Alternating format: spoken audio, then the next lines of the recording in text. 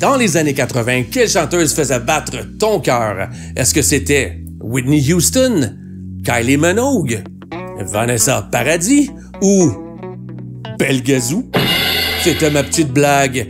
Dans cette vidéo, je vous présente mon top 10 basé sur mes goûts personnels de ces chanteuses ou de ces muses que je trouvais soit très mignonnes ou très sexy.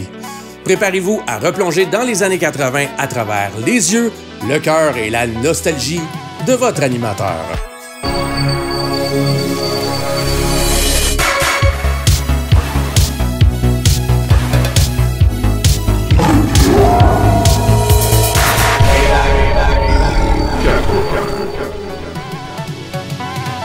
Salutations la Playback Génération, ici Pat. Bienvenue à Playback 80, cette chaîne YouTube dédiée à la culture pop des années 80.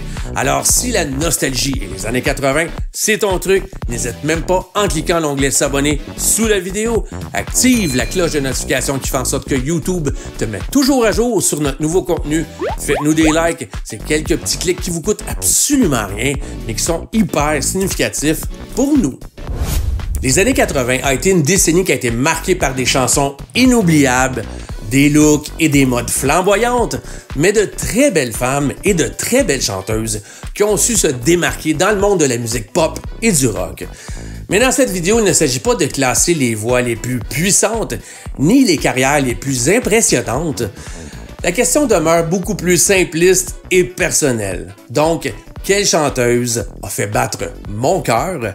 Et quelle chanteuse se retrouve au numéro 10?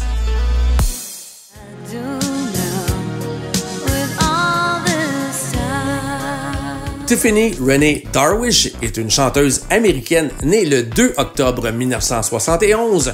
Elle est connue sous le nom de Tiffany et surtout pour son plus grand succès en carrière, I Think We're Alone Now.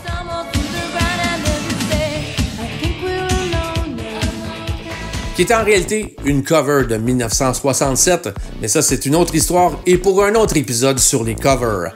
Pourquoi Tiffany? Tout simplement parce que elle avait environ 8 mois de plus que moi. J'avais 14-15 ans en 1987. Je la trouvais belle, cette petite rousse-là, qui aurait pu facilement être la voisine, la fille d'à côté, ou une fille qui était dans ma classe à la polyvalente. Donc, pour cette raison, Tiffany se retrouve en 10e position parce que je la trouvais très cute et de mon goût. Et à chaque fin de position, je vous sélectionne ma chanson préférée de cet artiste. Donc, pour Tiffany, j'ai décidé de choisir la chanson Could Have Been de 1988, qui est remplie de souvenirs et de nostalgie.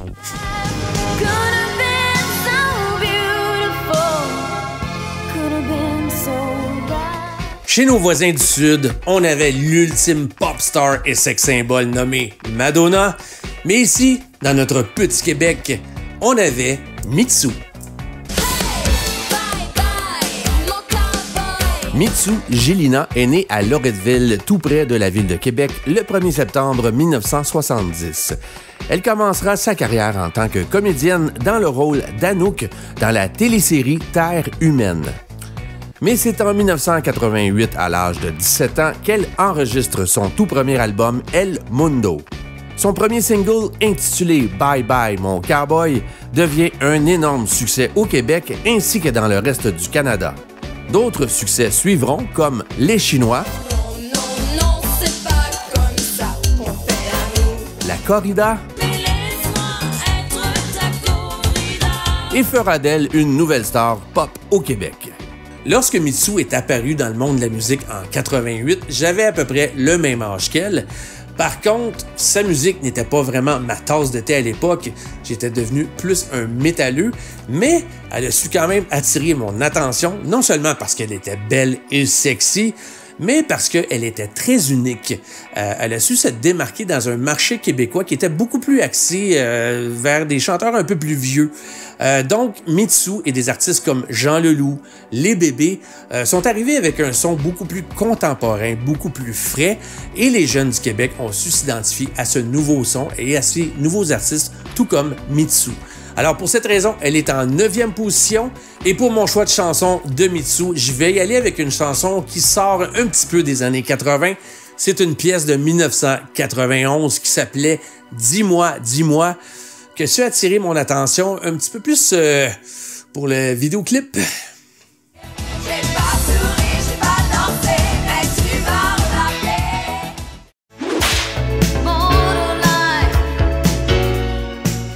Impossible de ne pas ajouter la queen du pop dans ce palmarès. Même si Madonna n'a jamais été mon plus grand coup de cœur, ni ma chanteuse préférée, elle a été indéniable, foudroyante et omniprésente durant les années 80. Madonna Louise Ciccone est née à Bay City, au Michigan, le 16 août 1958. Madonna déménage à New York en 1978 pour se concentrer sur une carrière en danse, mais c'est en 1979 qu'elle se lance en musique et devient la chanteuse de son tout premier groupe nommé The Breakfast Club.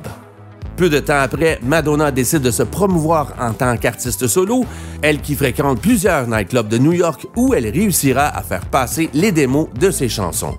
Par la suite, elle enregistre et lance son tout premier album nommé Madonna en 1982.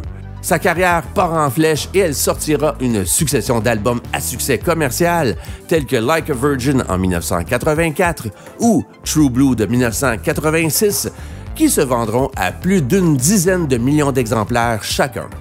Elle jouera dans 4 films au cours des années 80, bref, elle sera partout et deviendra une des plus grandes stars de la planète.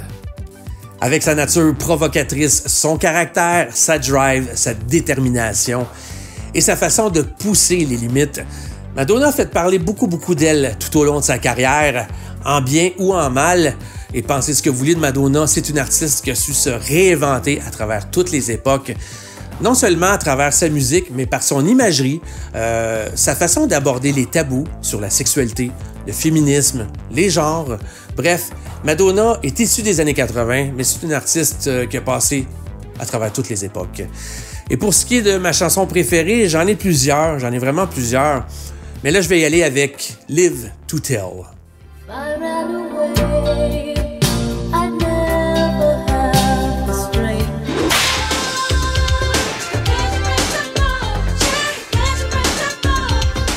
La petite sœur de Michael Jackson a su attirer mon attention en 1986 avec la sortie de son 3e album solo en carrière, intitulé Control. Et c'est à partir de ce moment que Janet Jackson prendra le contrôle de sa carrière et dorénavant, elle ne sera plus identifiée comme la petite sœur de Michael, mais plutôt pour Janet ou Miss Jackson, si tu es coquin. It's Janet, Miss Jackson if you're nasty.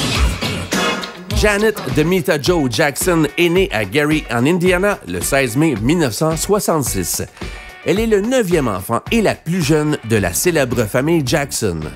Elle commencera sa carrière en tant que comédienne au milieu des années 70 jusqu'au début des années 80.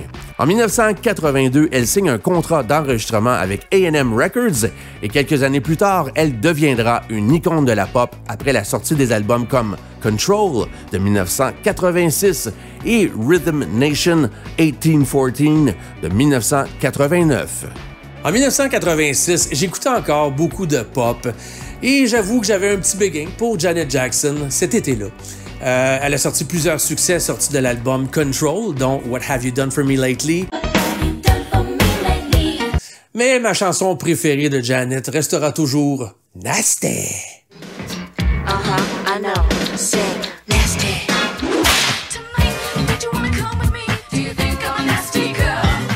Et oui, je sais que j'ai déjà parlé de Vanity, mais dans mon top 10 des actrices préférées des années 80, mais Vanity, c'était aussi une chanteuse. Pas nécessairement la plus talentueuse, mais elle a quand même sorti 3 albums durant les années 80. Son vrai nom était Denise Catherine Matthews, née le 4 janvier 1959 à Niagara Falls, en Ontario. Vanity a été connue comme chanteuse, mannequin, actrice et surtout comme sex symbole lors des années 80. Vanity a commencé sa carrière de chanteuse en tant que leader du trio féminin nommé Vanity Six, connu pour leur chanson à succès Nasty Girl de 1982, composée par nul autre que Prince. En 1983, les 3 filles se séparent lorsque Vanity décide de se lancer dans une carrière solo. Elle sortira 2 albums solo sur le label Motown Records, Wild Animal et Skin on Skin. Je me rappellerai toujours des premières fois où j'ai vu ces vidéoclips pour Nasty Girl ou Pretty Mess. Malgré le fait que j'étais relativement jeune, Vanity avait beaucoup de charme. Il y avait un certain je ne sais quoi qui traversait l'écran. Et je dois vous avouer que Vanity a éveillé un certain je ne sais quoi en moi. Ma chanson préférée de Vanity, Nasty Girl.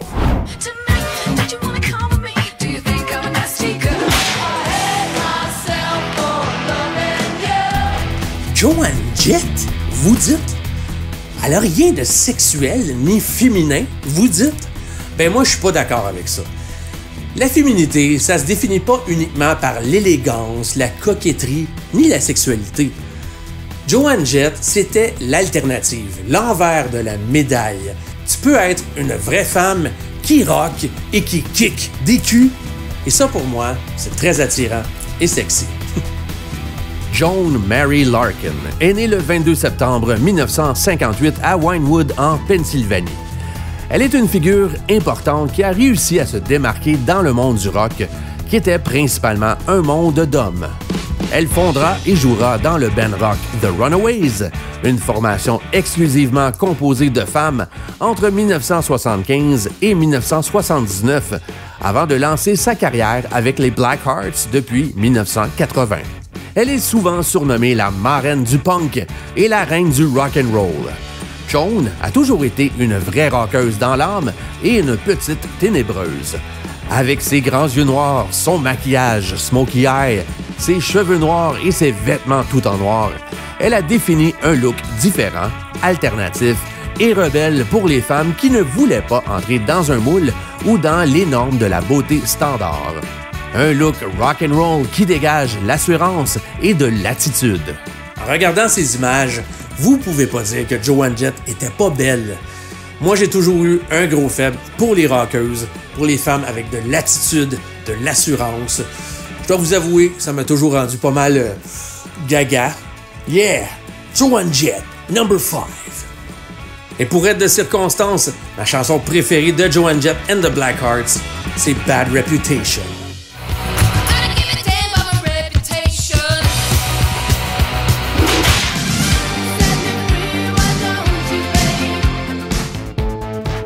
Ah, Kim Wilde. Ben, mis à part que c'était la beauté classique, là, vous savez, la belle blonde aux beaux grands yeux bleus, aux belles lèvres, au beau visage, au beau corps. Mis à part tout ça, là, elle a quand même fait de la très bonne musique. Née sous le nom de Kim Smith, elle est née le 18 novembre 1960 à Londres.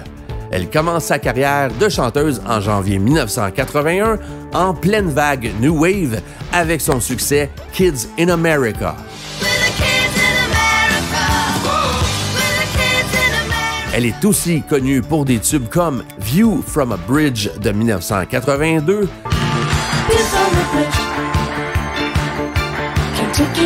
et bien sûr son plus grand succès You Keep Me Hanging On de 1986. Ou encore You Came en 1988. J'ai toujours aimé particulièrement ces 2 premiers albums qui étaient beaucoup plus new wave avant qu'elles deviennent purement pop.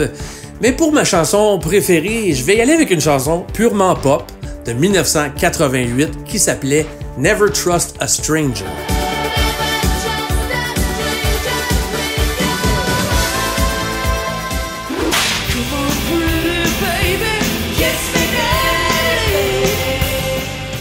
Ah, Lita Ford, cette belle blonde rockeuse, remplie d'attitude et qui elle aussi kickait des culs, tout comme Joan Jett. Pas pour rien, ils ont été dans le même band. Mais Lita Ford, c'était aussi une excellente guitariste qui savait shredder. Lita Rosanna Ford est née le 19 septembre 1958 à Londres d'un père britannique et d'une mère italienne. Vers l'âge de 7 ans, elle et sa famille déménagent aux États-Unis et elle commence à jouer de la guitare à l'âge de 11 ans Et c'est en 1975, à l'âge de 16 ans, qu'elle est recrutée pour joindre le band rock The Runaways aux côtés de Joan Jett. Après la séparation des Runaways, Lita Ford signera un contrat avec Mercury Records en 1982 et lancera sa carrière solo et produira 3 albums durant les années 80. À l'époque du sex, drugs and rock and roll, et à une époque où le machisme dominait la scène glam metal et hard rock des années 80, où la scène était dominée principalement par des musiciens mâles, même s'ils ressemblaient pas vraiment à des mâles, mais disons qu'il y avait une attitude très macho dans la scène glam metal des années 80.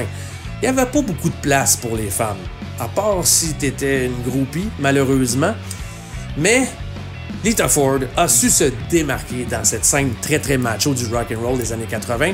Elle a su se faire respecter et prendre sa place. Donc pour cette raison, j'ai énormément de respect pour elle. C'est une femme, une rockeuse avec des couilles, de vraies couilles là. Donc pour cette raison, elle est en 3e position. Et pour ma chanson préférée, je vais avec un classique, un choix très évident. C'est son duo avec Ozzy Osbourne, Close My Eyes Forever.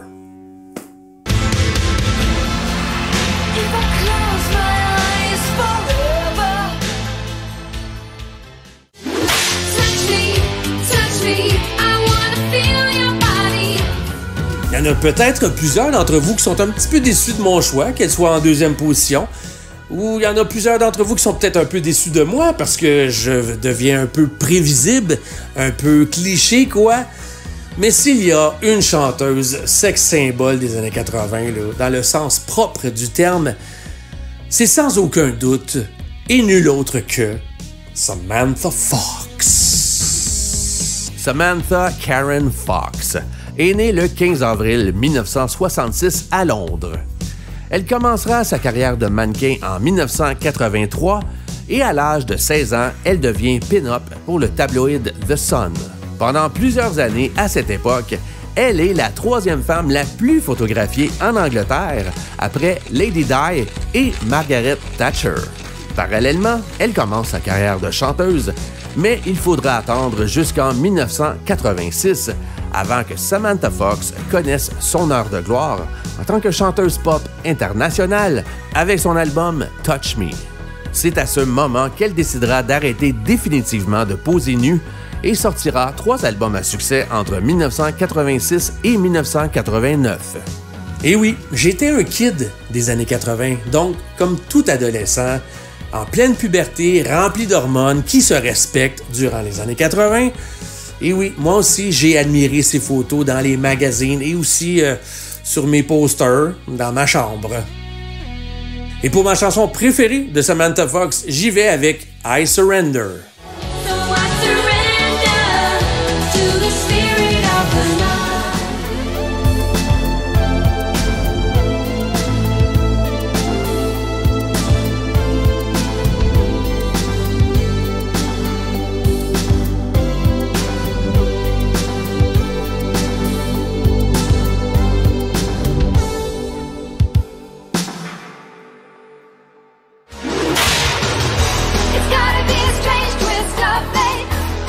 Et oui, pour des raisons très personnelles et très significatives pour moi, Olivia Newton-John se retrouve en première position. Et oui, je sais que j'en ai parlé dans mon palmarès de mes actrices préférées des années 80. Olivia Newton-John se retrouvait en 2e position. Elle a eu un gros impact sur moi, il faut dire. Donc, si vous voulez en savoir un petit peu plus sur Olivia Newton-John, j'en parle de manière un peu plus détaillée dans cette vidéo-là sur les actrices préférées chouchou des années 80. Alors, avant tout, là, avant d'être une comédienne, actrice, c'était avant tout une chanteuse de grand talent. Pour moi, Olivia n'était pas un sex symbole. Elle était beaucoup plus que ça. Même si elle était très belle, très charmante, pour moi, elle représentait plus comme une beauté pure et saine. Et je vais toujours me rappeler de la toute première fois que je l'ai entendue chanter des tubes comme Hopelessly Devoted to You. Et You're the One That I Want. Évidemment, tous tirés de la trame sonore du film Grease. Du haut de mes 7 ans, lorsque j'ai vu ce film-là pour la toute première fois, j'en ai déjà parlé là, mais Olivia Newton-John m'a conquis. Ensuite de ça, elle a sorti des tubes comme Xanadu en 1980. Ensuite, en 1981, son plus gros succès en carrière, la chanson Physical, qui a été un numéro 1 pendant 10 semaines dans les palmarès américains. À ce moment-là, j'étais devenu absolument obsédé par Olivia Newton-John.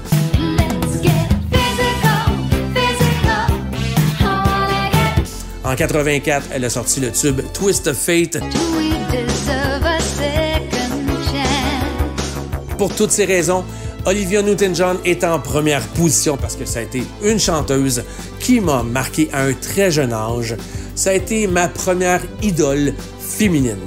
Et pour moi, Olivia Newton-John, là, elle est angélique, et surtout lorsqu'elle chante.